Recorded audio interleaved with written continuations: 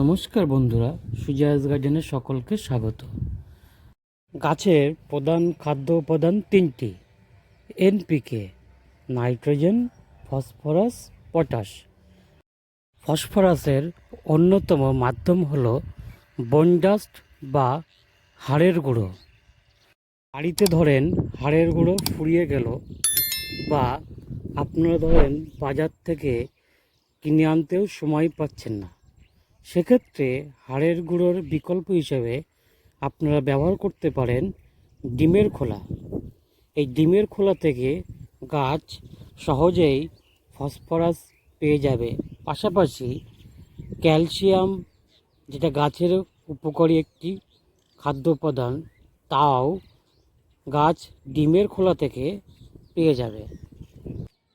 আজকের এই ভিডিওতে আমি দেখাবো আপনারা ডিমের খোলা কীভাবে সংগ্রহ করবেন এবং কোথা থেকে সংগ্রহ করবেন এবং কিভাবে তা গাছে ব্যবহার করবেন তার পুঙ্খানুপুঙ্খনি পদ্ধতি। তো আসুন ভিডিওটা শুরু করা যাক। ভিডিওটি ভালো লাগলে লাইক দেবেন এবং চ্যানেলটিকে সাবস্ক্রাইব করবেন এবং পাশে থাকা বেল আইকনে ক্লিক করে দেবেন। আমি এখানে 20 থেকে 25টা মতন ডিমের খোলা নিয়েছি। আপনারা চাইলে এর থেকে বেশিও নিতে পারেন। প্রথমে ডিমের খোলাগুলোকে ভালো করে ধুয়ে নেবেন। ধুয়ে 2 থেকে 3 দিন ভালো করে রোদে শুকিয়ে নেবেন। এবার আসি ডিমের খোলা কোথা থেকে সংগ্রহ করবেন।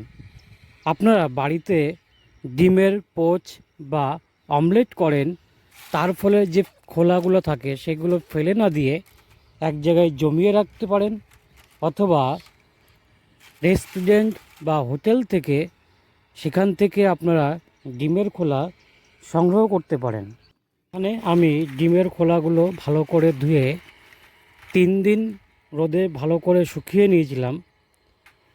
ডিমের খোলাগুলোকে শক্ত একটা ভারী জিনিস দিয়ে ভালো করে গুঁড়ো করে নেব। আপনারা চাইলে মিক্সার মেশিনেও এটাকে গুঁড়ো করে নিতে পারেন।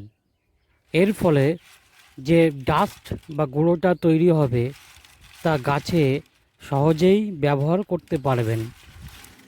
ডিমের খোলা যেহেতু মাটিতে মিশতে সময় নেয়, ফলে গাছে একবার ব্যবহার করলে অনেক দিন ধরে এই খোলা থেকে গাছ সহজেই পুষ্টি উপাদানগুলো ধীরে ধীরে পেতে থাকে। এই যে এখানে আপনারা দেখতে পাচ্ছেন, আমি ডিমের খোলাগুলোকে একটি ভারী জিনিস দিয়ে গুঁড়ো করে নিয়েছি এবং দেখতে পাচ্ছেন সুন্দর গুঁড়ো হয়েছে। এই ডিমের খোলার গুঁড়ো এখন গাছে ব্যবহার করার জন্য প্রস্তুত।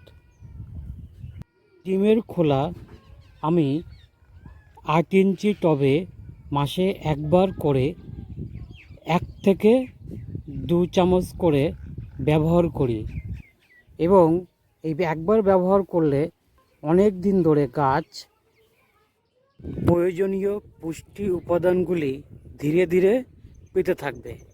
এর ফলে গাছ সুন্দরভাবে সুস্থভাবে বেড়ে উঠবে। আর এই ডিমের খোলা টবে ব্যবহার করার সময় টবের মাটিগুলোকে ভালোভাবে একটু আলগা করে নেবেন এবং তারপরে এই ডিমের খোলা টবের মাটির চারপাশ দিয়ে ছড়িয়ে দেবেন। এই যে আপনারা দেখতে পাচ্ছেন আমি কিভাবে আমার এই টবের গাছগুলোর চারপাশ দিয়ে ডিমের খোলাগুলো ছড়িয়ে দিচ্ছি।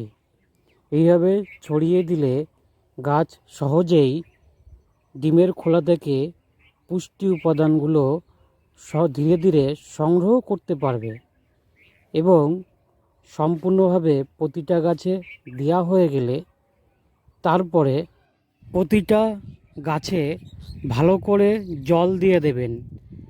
আজকের ভিডিওটা এই পর্যন্তই। ভিডিওটা ভালো লাগলে লাইক দিয়ে শেয়ার করে দেবেন। ধন্যবাদ।